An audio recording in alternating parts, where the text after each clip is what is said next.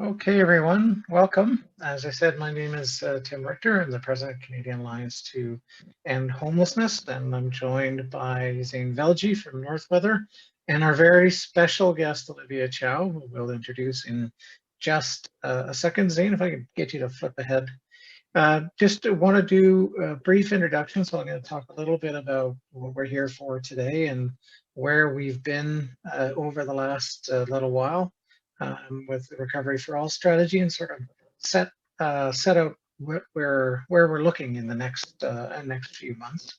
We have a very special guest, Olivia, as I mentioned. We'll introduce her in a second. We'll be spending the bulk of our meeting talking about our campaign, our thoughts on campaign strategy heading into the likelihood of a federal election, either in the spring or potentially in the fall, and then we'll wrap throughout. Zane, if I get you to flip ahead one more. So just a bit of housekeeping really quick. Everybody's muted. We got a lot of folks on the line. So I would ask that if you would like to, offer suggestions or comments and ideas or talk to your peers, use the chat function. Also, if you have any questions for the panelists or the presenters, please use the Q&A tab. And then we've got 3 different polls we're going to run. So 3 different sets of questions we want to ask you to engage, to get your advice on our strategy going forward. Flip ahead there one, Zane, if you could. So just a bit of context for us. So right now we are, we launched Recovery for All in May of 2020. Seems like 1,000 years ago, wasn't quite. In September 23rd, we had the speech from the throne, and I think it's safe to say that the campaign was successful. 600,000 letters and unknown numbers of calls and contacts from people that are supporting the campaign pushed the federal government to make it a commitment to ending chronic homelessness. And that quote, "Your advocacy made that happen," came from somebody in the Prime Minister's office who we spoke to. So the success we've had to date in moving the dial on ending homelessness is down to the work that all of you have done. So today we have a little over 20,000 supporters, probably 21,000 and change. We've sent over 600,000 letters so far. In November, there was the fall economic update, as you'll recall. There was a National Housing Council appointment. We were hoping for a down payment on the commitment to end chronic homelessness. That didn't come, not a big surprise. So we're really focused now on that spring budget and what that first budget in 2 years will say about ending homelessness. We're hoping and expecting a significant investment in housing out of the federal government, hopefully to at least address, make a down payment on their plan to end chronic homelessness, talk about how they're going to come up with that strategy, and also to start putting some money toward that plan, just start putting some money toward that commitment rather, especially as it relates to rapid housing, what could be done quickly, reaching home, potentially veterans homelessness, also thinking about Indigenous housing and homelessness and other, and a focus on supportive housing. And that's kind of what I would be hoping and betting for in the spring budget. But again, we have to kind of keep up the pressure. But, the Recovery for All campaign is founded on this assumption and this belief and history that homelessness is the product of policy decisions, right? Homelessness happens as a result of public policy. And so in order for us to end homelessness, one of the things we have to do is get engaged in the political process and try and reverse those policies that created homelessness in the first place, or put in place those policies we know that are needed to end it, which is represented in our 6-point plan. So looking ahead, we feel pretty strongly that there's a high probability of a federal election, either in the spring or in the fall, potentially over the summer, but I would think anywhere between April or end of March and say Halloween would be my bet. Again, no one knows for sure, aside maybe the Prime Minister, and he may still be making up his mind. So it's tough to say. But we want to be ready for that election campaign. We're in a a really unique moment where we know we have to change public policy at a federal, provincial, territorial level, but at a federal level for sure in order to end homelessness. We've had a pandemic that's created the conditions for significant change quickly. We've been able to create some of that change. Now we need to see it implemented, and a federal election creates another opportunity for us to make a step change improvement in the influence and impact of our sector on behalf of and with people who are experiencing homelessness, who have experienced homelessness, or like that 30% of Canadians know somebody who has, or people who work in the sector. And we have what we believe is the potential for us to be a very potent and very powerful voice in federal policy in support of ending homelessness. But that's part of what our strategy conversation today is going to be about. So before I turn it over to Zane, I did want to introduce our new and good friend, Olivia Chow, who's been an ally and a super effective advocate on housing and homelessness for years. She's been on the Board of Education in Toronto City Council, was a member of Parliament, and now, as you see by her background, runs the Institute for Change Leaders. We've partnered with Olivia and the Institute for Change Leaders and the Co-op Housing Federation to offer a bit of a campaign school, I think of it as, but it's really community and campaign organizing for the housing sector. So with that, maybe I'll turn it over to Olivia to say a couple of words. Hey, how are you? Wonderful to see 114 people participating. Whoa, minus 3 of us, that's 110 plus. I picked up a book that my late husband wrote. You know what? Let me just get rid of my virtual background so you can see this better. Okay, here we go. So in this book that he wrote, he dedicated it to a person called Eugene Upper. And Eugene Upper is someone that actually influenced both Jack and I a great deal. He was living in a bus shelter on Spadina Avenue. And Jack and I lived in Toronto, Chinatown, and one day we were walking by and we saw Eugene sleeping there, and that night was quite cold. And Jack, as he normally would do, and said, "Hey, buddy, are you okay?" Not much response. We thought he might be all right, and he's been there for a while, you know, so we weren't too worried, but we were a bit worried. We didn't know what to do. This is a long time ago. And okay, looking at two city councilors that have been involved in politics a long time, is that we didn't know what to do. And I thought, good Lord. And then next morning, we discovered Eugene Upper passed away, froze to death. I thought, oh my God. And a few months later, a few weeks, in fact, there were other homeless men that froze to death just in the city of Toronto, never mind across Canada. And we knew there was a crisis, and Jack did everything. He wasn't a member of Parliament. We were both city councillors.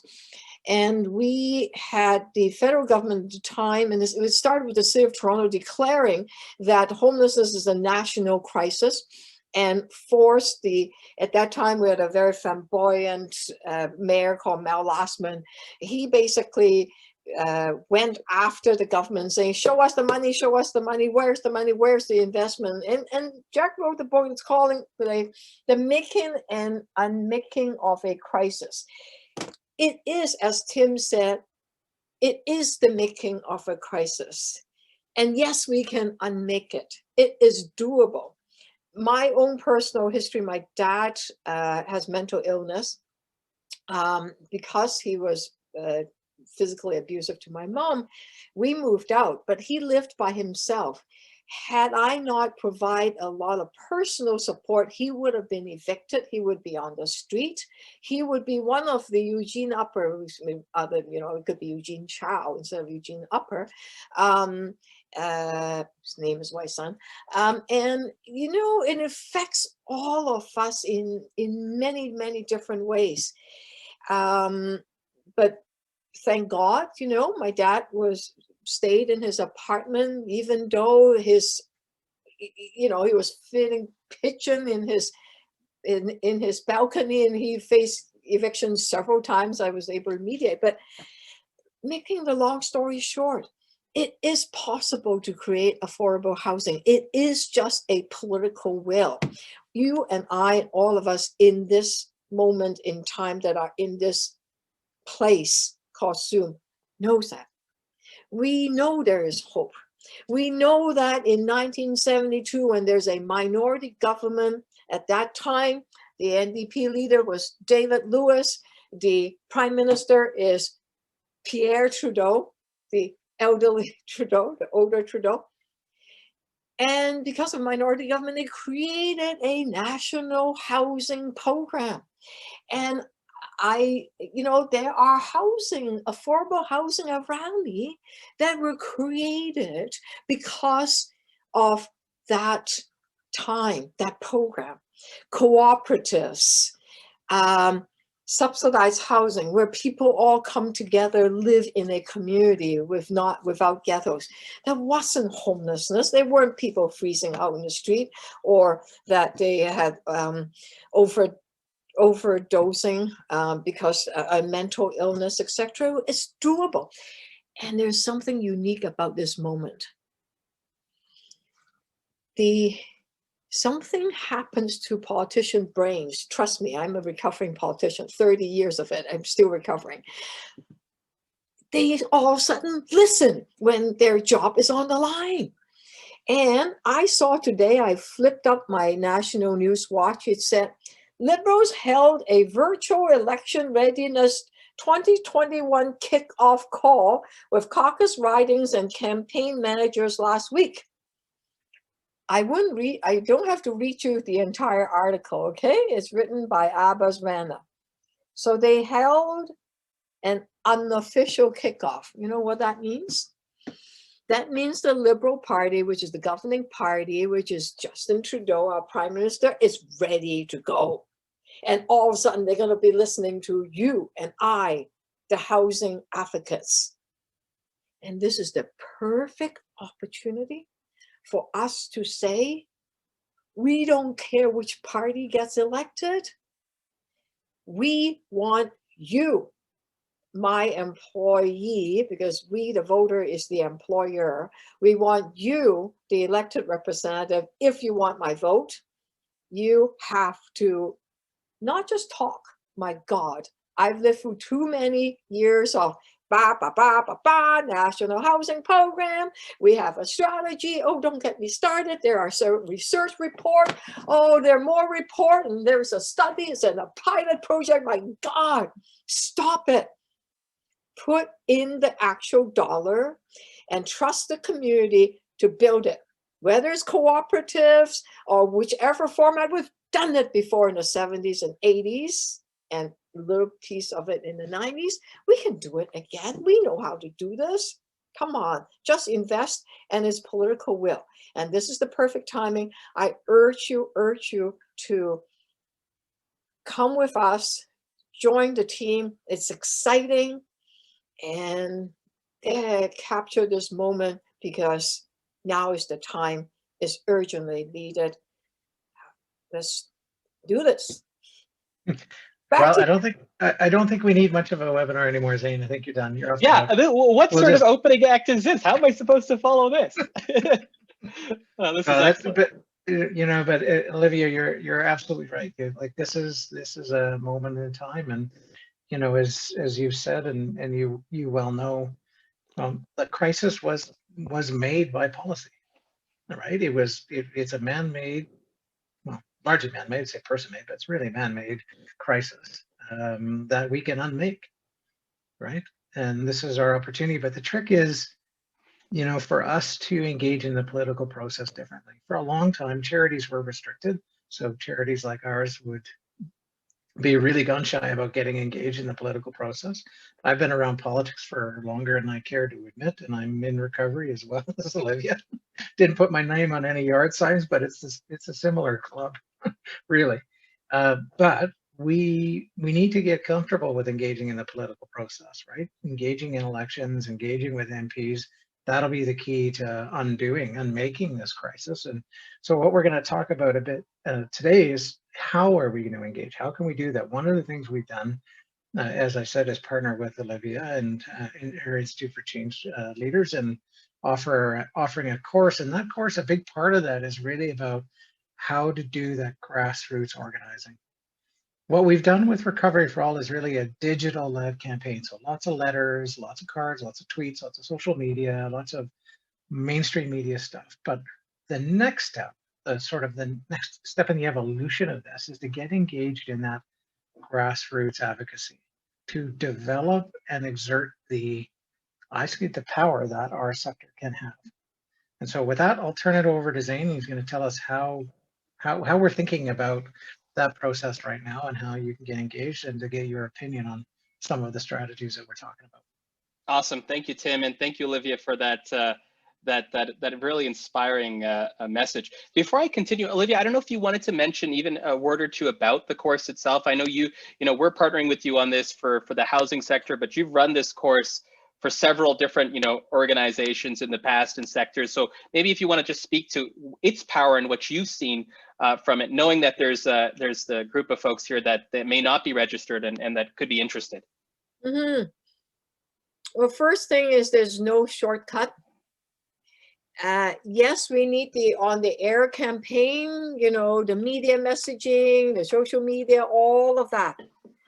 At the end of the day, take it from me that, that I've been in quote corridor of power. I define power as building trusting relationship with people that have similar interests and exchanging our resources. The methodology we use is from someone called Marshall Gans, is a professor, and he has been teaching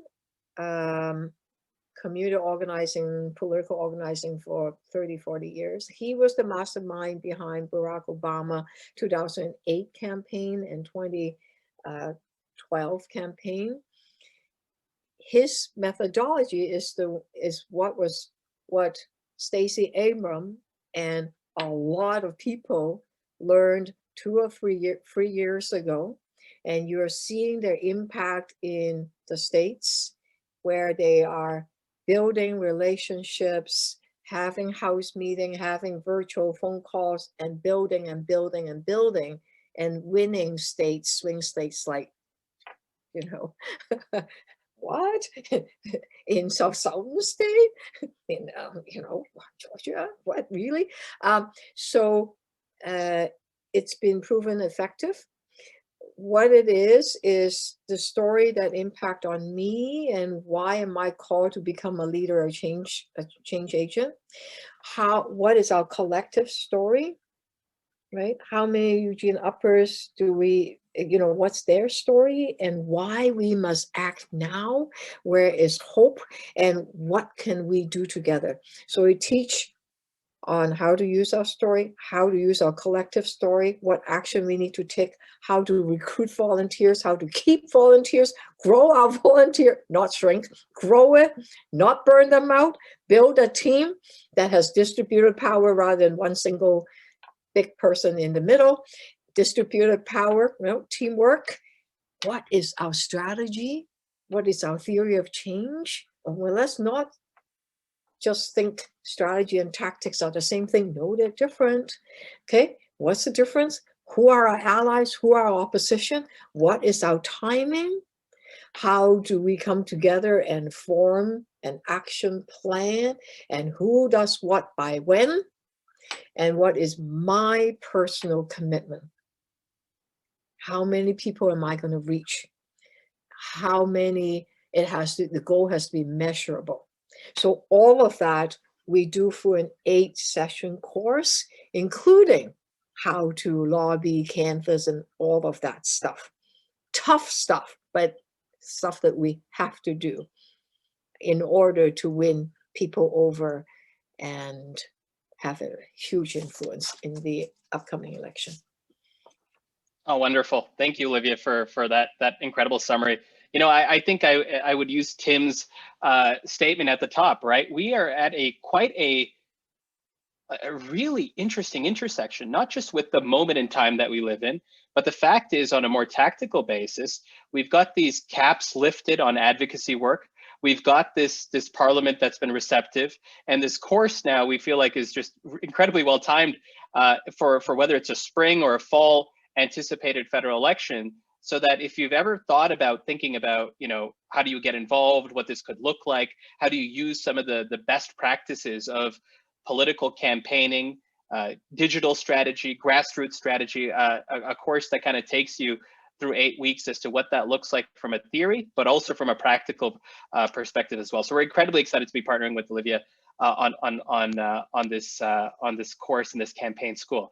Okay, let me take folks through what I feel like the genesis of our campaign has been thus far, and where we've kind of gotten to this point. You know, for some of you who may have been part of our October strategy series webinar, some of this stuff will be a recap of both of our theory in terms of where we've gotten, but I want to really spend the bulk of my time on the last 3 elements, which is the 3 buckets that we really want to do.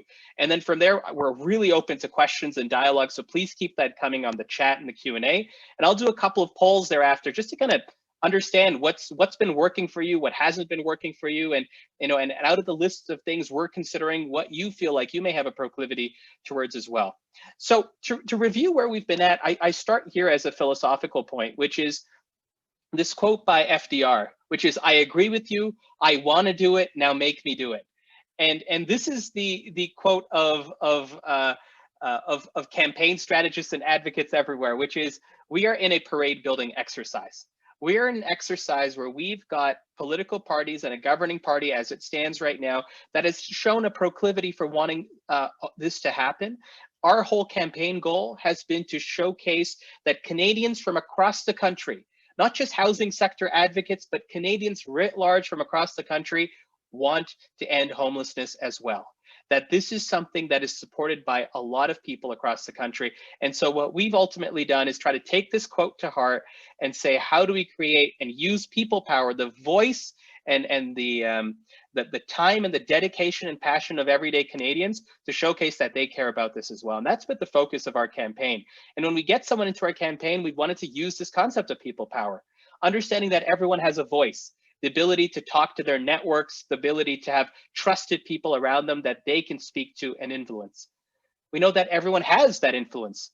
You know, we often as individuals underestimate how much influence we have on our friends and family all the time. All the time. We don't actually realize the amount of trust around these issues, what to vote for, what to care about, how to feel about certain social issues, that we in our social networks have a disproportionate amount of influence on those around us.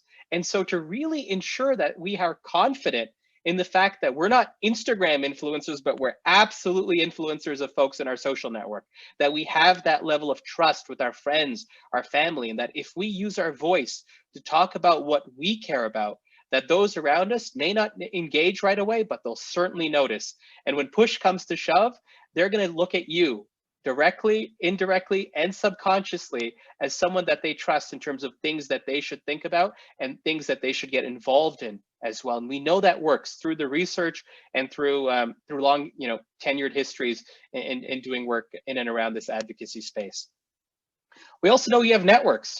We know that you have this group of people in and around you that you trust.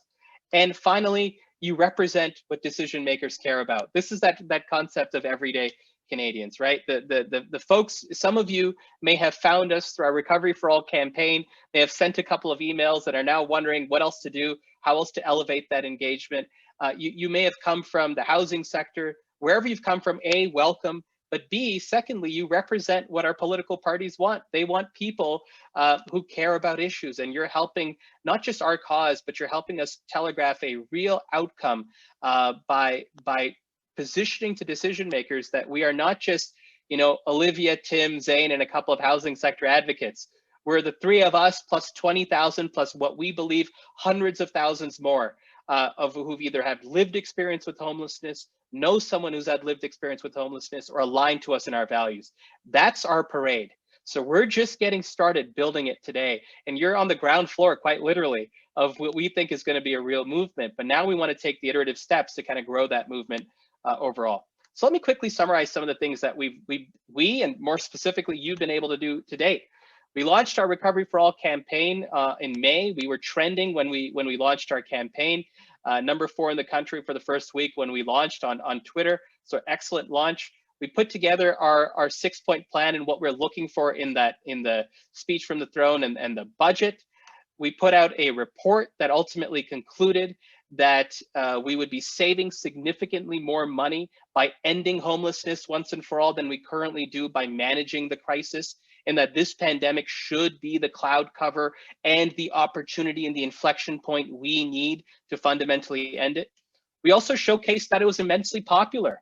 We commissioned a poll in partnership with Nano's research to show that nearly 85% of Canadians felt like investing in new affordable housing was the proper form of stimulus in this pandemic.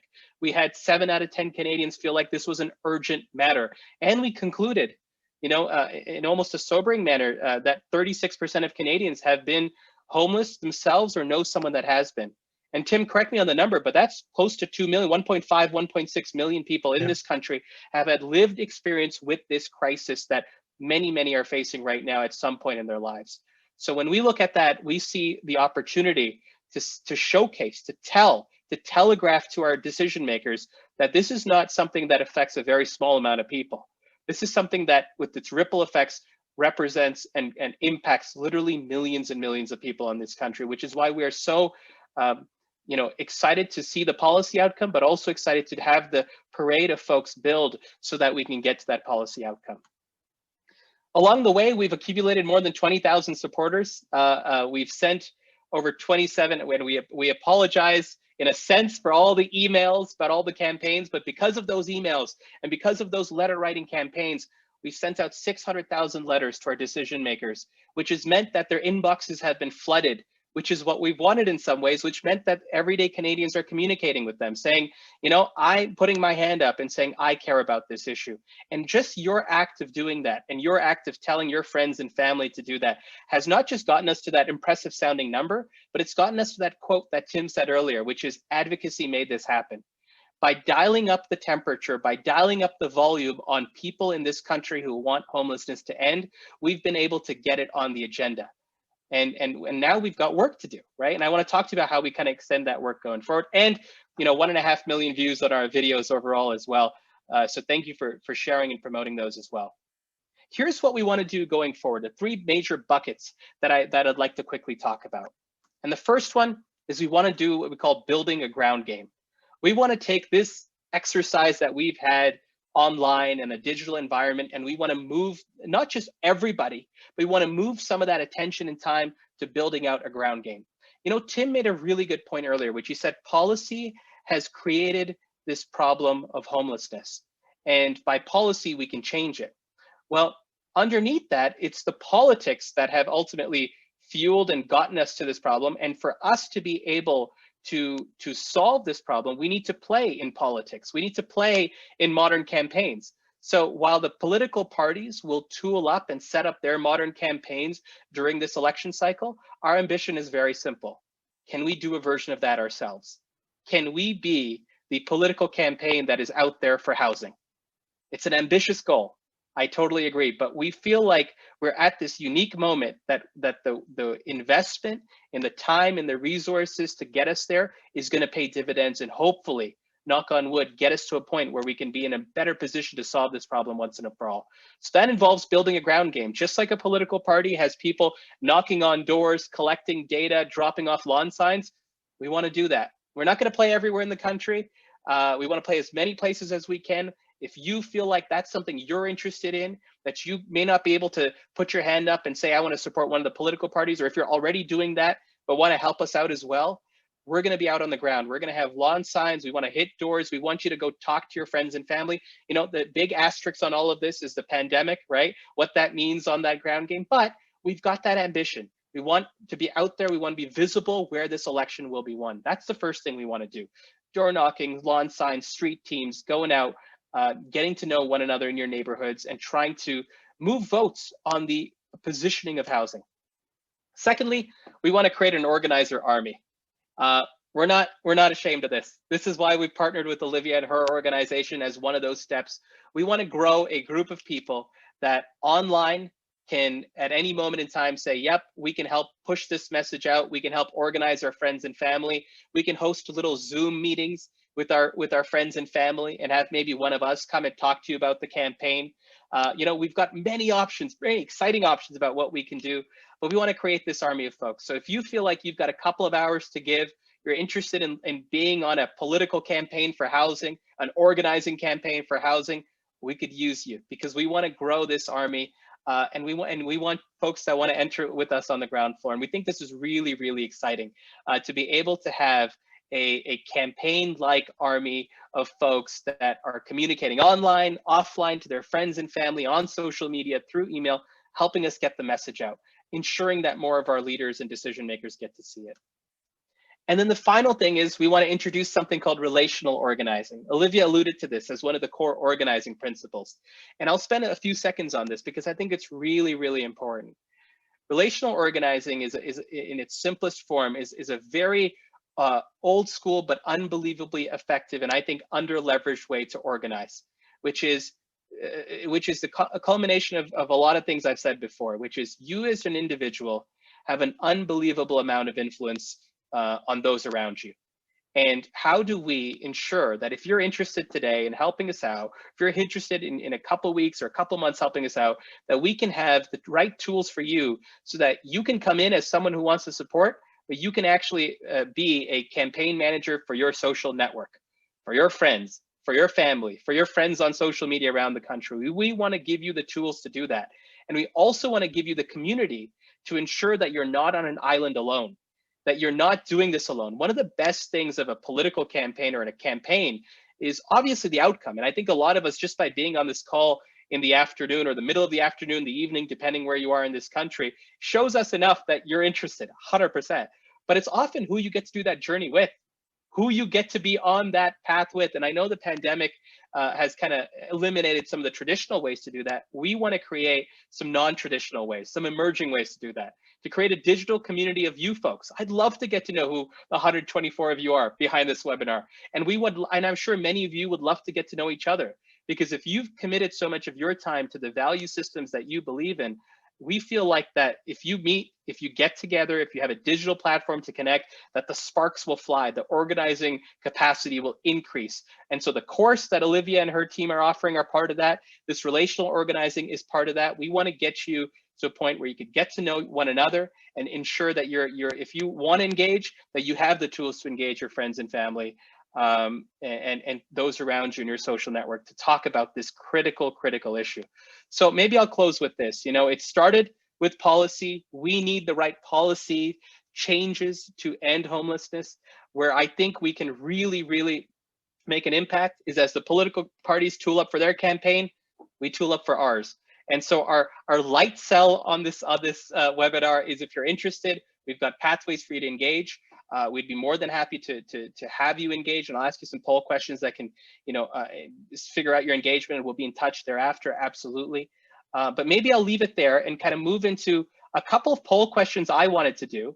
And then from there, I think we've got some conversations in the chat and some Q&A that I think, if I can speak on behalf of Tim and Olivia, we're more than happy to bat around and take a stab at from either the course side or the campaign side, et cetera. But in the meantime, how about I throw this poll question out? And this poll question is very simple. It's about what we've currently been doing on this campaign. So it's about the emails, the social media posts, the emails to politicians. I'd love to just get a gauge. Do you want to see more of some of this stuff, less of some of this stuff? So this is kind of taking stock of our current environment. It would really help us understand. So I'm going to launch this poll to all of you right now. and you'll be able to quickly jump in. And this will give us a really good gauge of what we should be thinking more of, what we should be thinking less of. And it should be launched for you to be able to answer this poll. I'm seeing no results thus far, but I suspect that's simply because people are going through it. So I'll take a bit of a pause on some of this. And Tim, maybe in the meantime, while folks answer that, is there any questions or anything that's come up in the chat that we can knock off or perhaps address in the meantime? Yeah, we got a question here. What about smart city like Homelessness Academy, including residence, education, work, fun activities? Prepare them until they're ready to go. I guess, is there a way to engage these folks in some of this campaign work? I'd say, yeah, absolutely. Mm-hmm. Absolutely, yeah. Olivia, you went off mute. Did you want to jump in there? No. Okay. Yeah. Tim just answered it. Yeah, no, I think that's excellent. Another question is, can you volunteer, get involved if you're under 18? Oh. I mean, that's good. I mean, Zane's under 18. Yeah, it's the beard. It's the beard that throws people off, Tim. That's true. No, but yeah, actually, getting engaged, this kind of campaigning and this kind of activity is actually a terrific way for people who aren't yet able to vote to be engaged. So by all means, absolutely. This is a way for people that are under 18 to really exercise their And oh, 100%. Children are often very much hurt because they move from place to place. They can't make friends. They are not doing well in school. That they have no stability in their life. So children often are at the short end of the stick, are the silent people that suffered. Right? Well, these polls, thank you so much for filling out the poll here. I've got another one that I want to do back to back. Maybe I'll give it another minute. So if you're just filling it out, just get this one in for us in another minute. This data, by the way, I have to say is incredibly helpful to us because as we tool for our campaign going forward, here's what I'll say, we can't do everything, right? Like we're not going to have the resources of a political party that's got infrastructure and people across the ground. You're going to hear from us if you say you want to be involved to help us out in this. But what we want to understand is what's been working for you, right? From where you've come in to this campaign, what did you like to see more of? What's been something that hasn't been effective? I mean, this helps us understand that as well. And I've got another question in a moment here to talk about, what we should do amongst the things going forward, and where you'd kind of rank them in priority, because it really allows us to understand what we need to do. I'm going to jump in and answer one quick question about who you write letter to, because it's one of the questions. Just talking to the critics. Okay, I was an MP for 8 years. If someone write to me that are not in my riding, I don't pay as much attention to it really. Whereas if someone writes to me in my riding, whoa, okay, especially if there's 200 or 300 of them, not only do they write to me and the 200 or 300 of them got together and say, Olivia, we want to meet with you. They live in my riding. They're organized. Oh boy, they want something. Okay, I better go and meet with them. So having 200 or 300 that is in the riding, purposely going after that MP is far more effective than me, the minister, or the shadow critic, housing critic, immigration critic, whatever critic. I get like 2,000 letters. Oh yeah, well, but they don't live in my riding. I'm not going to win and lose the election because of these 2,000 people. Hey, yeah, well, okay, all right. Maybe when I have time, I'll respond to it. So really, the people that matter most are the people that will eventually, probably in the spring, knock on your door and say, oh, vote for me again, or oh, vote for someone else. So they are the ones that you should really go after. I love it. There's some more questions in there, but before we jump into another one, I'm going to launch another poll here. So thank you to everyone for filling out that first one. Really appreciate it. That data will come in incredibly handy for us.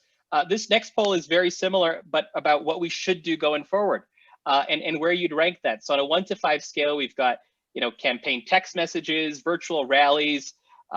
We've got calling politicians, lawn signs. These are tactics, right? Street teams, virtual town halls, virtual Zoom parties. So this is just a sampling of some of the things we can do, but I just would love to know how excited you are for some of them. So if in the meantime, if you can fill that out, I'll leave that And I know, Tim, there's a few more questions that have come in, so we can answer Okay. those in the meantime as well. You bet. So Mohammed's asking, how can we help? We'll get to that in a minute. Some of that's what we're asking right now. These are going to be different ways that we can engage, but our last poll will be asking you to sign up and talk about how you might be interested. Stella's asking, have you already settled on the policy proposals, or will the campaign school develop these? No, so we have the Recovery for All 6-point plan. Part of what we're waiting on is seeing where the federal budget goes. We're looking at a collaboration with the Co-op Housing Federation, and so we'd be working together with them. My gut tells me a campaign like ours during an election would be fairly high level, would be focused on like a housing for all or vote housing type theme, aiming for federal commitments to end homelessness and invest in affordable housing. But we'll have to massage it. We want to keep it relatively high level so that more people can find a home within the campaign, literally and figuratively. There's there are so many universities, so many researchers, so many PhDs, so many bureaucrats of every stripe, every level of government. We're not short of policies. We're not short on solutions. We're not short on research. We have those. It's just implementing them. So excellent. I would say let's get the political will first. Yes, absolutely. Mark is just making a suggestion or a question that we need to break stigma with interviews and stories. I think, Mark, you're exactly right. Some of the video that we've been doing, and some of the last poll was talking about how people want to see more video. I think that's part of what you'll see. Carolyn is asking, how can we get the federal government to avoid waste of money like the Rental Construction Housing Initiative, which got much more COVID dollars in the Rapid Housing Initiative to provide $2,000 a month plus apartments. So that's part of a process, I think, where we need to look at, rebuilding. Part of what Recovery for All is saying is that, the National Housing Strategy as it is today will not eliminate homelessness. Big part of it's because a lot of the money either went to fix things that are old, which we needed to fix, or it's in things like the rental construction initiative that develops rental housing, but the price is not affordable for the most part for people who are experiencing homelessness or extreme core housing needs. So that updating of the National Housing Strategy will be important. Let me just say, Mike Creek is saying, where are the political parties on ending homelessness? The second part is that homelessness does not happen in a social bubble. So yes, so you're right, Mike. That's a great point. What we're seeing now in Parliament, I'll say there's a progressive majority who support ending homelessness and housing investment. I think the BQ has been pretty vocal at different points about housing investments, and not so sure how enthusiastic they are on ending homelessness. The Liberal Party, of course, you've seen where they are. The NDP has endorsed Recovery for All, and the Conservatives, I think, have their own ideas, but they haven't fleshed out any policy that I'm aware of. I don't know if anybody else has anything they want to add. The only other comment here, I think, is from Carolyn, again, asking, are we working toward another housing debate? That's actually, that could be something that we would do. We did at the last election with some of our national partners, and I thought that was quite useful. I think we should think about, okay, the AIR campaign, right, which is capturing people's imagination, capturing the public imagination, right? And can we do something really creative? I mean, Bernie sitting on that chair is now everywhere, right? That was creative. I know it wasn't political in nature, but it became something, right? It became a thing. So that's the AIR piece. So maybe housing debate and all that, but don't have that confused with still on the ground work, because people that come to debates tend to already agree with you. So capturing the public imagination, maybe not a bad idea, but talking to the converted, the 10%, 20% that are already engaged may not be the best strategy, because we need to engage the people that are right now not part of the campaign. They should be, but why aren't they? So, well, let's figure out how we could bring them together, bring them in. That's excellent. You know what I'll do here is thank you so much, everyone, for responding to this particular poll. Once again, incredibly helpful to us. I'm going to launch our final one, which is around getting involved and do a couple of things simultaneously. So I'm going to launch this poll right here, which you should see in a second, which is asking how you'd love to get involved, if you would. So if you could fill that out, that'd be amazing. If you want to immediately sign up for Olivia's course, we've got the link in the chat here, so you're able to do that. If you want to join us and you know you want to get involved in our ambition and our campaign as we go forward heading into an anticipated federal election, responding to this will have a good sense of who you are as well. In addition to, if you want to go to recoveryforall.ca/action team, you can very easily sign up there right now. It takes just a second and we'll understand who you are, and we'll be able to get in touch with you as we, in the coming days and weeks, flesh out what this campaign looks like from our on the ground and digital resources and what we need. But you know, if you've got time and interest and passion, we're just asking that if you're interested in joining us on this journey together, as we try something new, as we try to build this army, as we try to you know, engage and really advocate in this way, in this concerted way, at least for our organizations in the first time. We'd love to have you on that journey as well. And then the final thing, oh, go ahead, Olivia, please. Saying, I see that number 3, how would you like to volunteer? It said offline in my community, street teams, door knocking. It could be phone call, it could be virtual, it could be Zoom, it could be FaceTime, yes. It could be WhatsApp. So it doesn't have to be face-to-face, like 100%. Thank you for clarifying that. Yeah. Yeah, because people are still nervous in the spring. I suspect we won't get our vaccine till fall, you know? Absolutely. We would never put anyone in harm's way, but thank you for clarifying that. Yeah. Yeah, absolutely. And so the questions we have here, very simply, you know, how engaged have you been thus far? Would you be willing to perhaps give a few hours of your time? And then how, and the course as well, which is available to folks.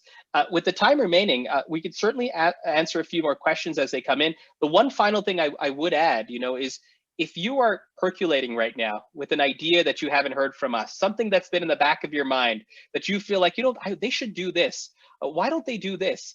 Now would be a great time. You know, you could certainly send an email to Tim, or you could certainly send an email to us at the Recovery for All campaign, info@CAEH, or but if you've got some ideas right now, we'd be happy to kind of take them right now. If you've got anything that you have been percolating in your mind, being like, oh, why don't they consider this? Or should we do this? Or, you know, if there's something that you have, please feel free. We'd also love to hear from you, because it's not just a selection on a multiple choice menu that this campaign is. It's your iterative involvement with what you'd like to see as well. That's gonna make this thing not just successful, but enjoyable for us as we try to pursue these policy ambitions. So go ahead, Olivia. Yeah, just to point out that focusing on housing, there's lots of questions about what about basic income. Absolutely, the basic income, the Canada's child benefit, affordable childcare, decent wages, minimum wage, higher minimum wages, dealing more investment in mental health. All of that is important. There are tons of those kind of policy, but if you don't have a home to go to, it's hard to recover and heal from mental illness. We know that, right? It's hard to remember when to take your meds. I dealt with my dad for many years with his medication, right? If he had not had a home, you know, he lived till 94. He would have been dead long time ago, right? So, yes, all of those things are important, but we need to, and they're all interconnected.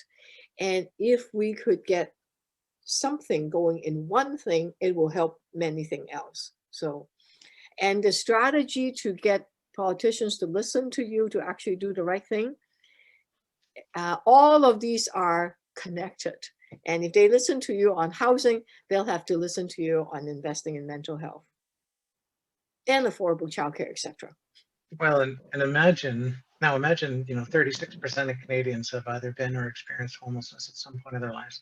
Imagine if 1.6 or some healthy portion of 1.6 million Canadians who experienced homelessness, imagine if half of them signed up to be part of this kind of a movement, right? That is double the size of the membership of the biggest political party, right? The membership of the Conservative Party is the highest, 250,000 after a leadership campaign. Imagine now if we mobilized 500,000 people. Imagine if we mobilized half of the 36% of Canadians, 36% of 38 million. That's a lot of people. You start moving elections that way. And not just federal elections, right? What this is allowing us to do today is, we're focused right now on the federal government, but if we have 250,000, 500,000, 1 million people supporting and signed up to support and engaged in doing some of this grassroots stuff, we start moving elections, and we have the ability then to be targeting provinces, be targeting city campaigns, right? We're going to be focusing in this campaign likely a lot of time in Montreal, Toronto area, and Greater Vancouver, just because that's where a lot of the ridings are. We're going to probably focus on 50 to 70 swing ridings. We had 250,000 supporters, and a quarter of them were active and on the ground relational organizing. We start moving swing elections. Mhm. Housing is on everybody's lips, right?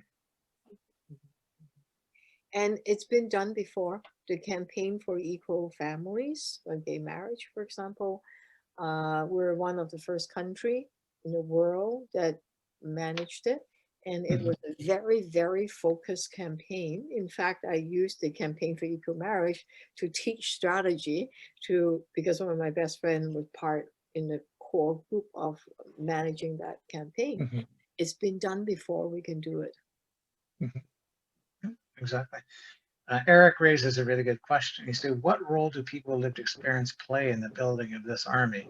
I think, Eric, I think that's part of why we're holding these sessions. I think people with lived experience can be, a lot of this army, and it can be the volunteers who help us design it, the volunteers who help us put it together, the volunteers who help us organize it. I mean, ideally, governments will, the reason I think governments could get away with austerity politics for so long is that the people who impacted it the most were disenfranchised, right?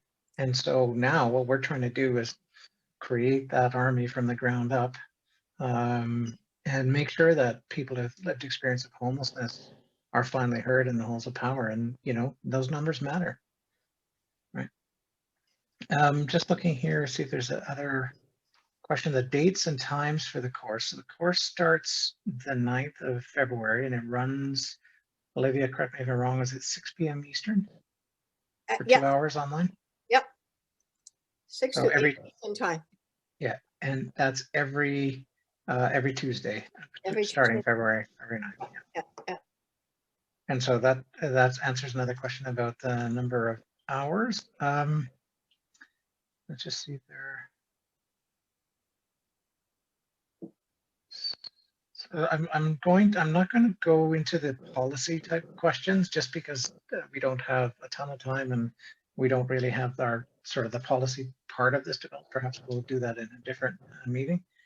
For example, another anonymous attendee said, would you possibly speak over Zoom to a university service club about how to get involved? The answer is yes.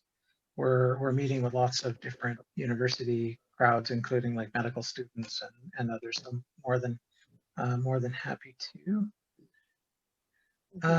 Sorry, I'm just scanning here. One of the questions is, are we active in Prince Edward Island? I'm assuming PE, or maybe another PE. I think I'm taking that to mean Prince Edward Island. We certainly will be. I would expect so. Ashley's asking, what are the strategies for trying to influence conservative governments who are largely oriented toward just approving more private development? You can, I mean, Zane and Olivia can answer this, jump in as well, but I think the strategies for influencing a conservative government is the same as the strategy for influencing all the other governments. The key is most conservative governments in Canada aren't actually conservative. They're more populist than anything else. And no matter who they are, they need to get elected. And so I think they will find very suddenly that ending homelessness is a really important conservative issue. I think if there's enough people. That's right, Tim. You know, I'll just add from our poll, which is one data point in a period of time, but it's insightful, showed that even for the standard, if you'd call it conservative voter, someone who had a proclivity to vote conservative, that while 72% of Canadians felt like ending homelessness was urgent, that number was actually very close for conservatives. It was not far behind. Mm-hmm. So I think what we do is you know, maybe perhaps be less about the policy solutions for them, but ensure that they understand that the people that they need to get to build up their base as a core, but also the individuals they need to win an election care about this issue. It's a magnetizing issue. That's what makes the issue, and I don't mean to sound crass about it, but the issue is so permeating across the political boundaries that it can go to one party and say, you know, if you make a move on this, it can be helpful to you, right? If you make a move on this, it can be helpful to you, right? You need to have a policy stance on this to end it, and it will be beneficial to you via politics or via campaign. And I think that's what we're seeing with the conservative movement as well, especially, and this is, I don't hate to enter pundit mode, but especially with perhaps new leadership, that there is a little bit more of an eye to some of these social factors than there maybe has been in the last cycle, for example. There's a comment about food banks, etc. Yes, ICL, the Institute, are looking to do a training with the Community Food Center Canada, and we're hoping that the campaigns could dovetail, because good folks on the ground are thinking the same way that Tim and Zane and all of you are thinking, and hopefully somewhat, whether it's childcare or food banks and housing activists, can all join together and support each other, because they are totally interconnected, of course. Yeah, absolutely. And there's some really good comments in the chat about groups to reach out to. And I mean, that's going to be a big function of the campaign, and some of the volunteers that we need to get for the campaign in order to help us do all of that outreach. But some excellent ideas, you know, CAMH and the mental health association, community food programs, those kind of things. Lots of really great ideas. Zane, I just want to let everybody know that the chat will be saved. So yes, your comments are, there's a save chat here. Your comments will be saved, and I see some amazing old friends. Like, I won't name all of you. I recognize people that have been in the trenches for the last 30 years fighting for this, and let's just keep going. We can do this. You bet.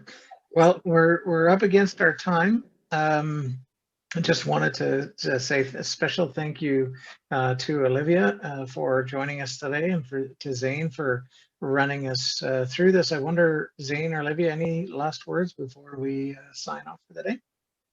No, just wanted to thank everyone, which I know you'll do, Tim, as well. Thank you for filling out those polls. If you immediately want to get involved, recoveryforall.ca/action team. The link for Olivia's course is in the chat as well, if you want to make sure you open up a window on that. And just thank you for attending. Yes, thank you. Thank you, everybody. It's been great to get your feedback. Great to see the chat so busy and so many questions. And the polls sort of lead me to believe the polls that we ran, not polls, but the polls we ran. I think there's a lot of interest in getting engaged, and that's super encouraging. So thank you all very, very much, and we'll be in touch with all of you very soon. Thank you all. Have a great day. Take care. Thanks, Olivia. Thanks, Zane.